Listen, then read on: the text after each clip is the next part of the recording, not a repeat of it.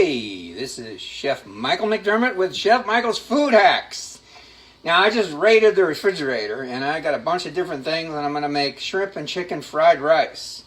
Now, right now, I have some leftover rice from a Chinese meal or Oriental meal. I've got some frozen peas and carrots and some already cooked chicken. Now, I've only been sauteing this for about, 6 minutes.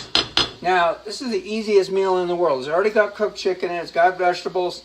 I put a little ginger and fresh ginger in there too. I'm going to add a little more jasmine rice because my son eats like 3 people. He's 17 years old.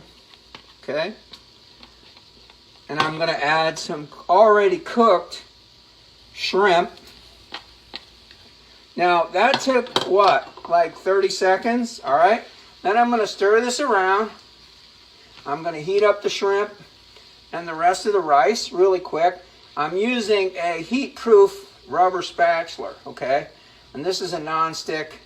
It's my diamond chip pan. It's very inexpensive. I got it at the Wally Mart.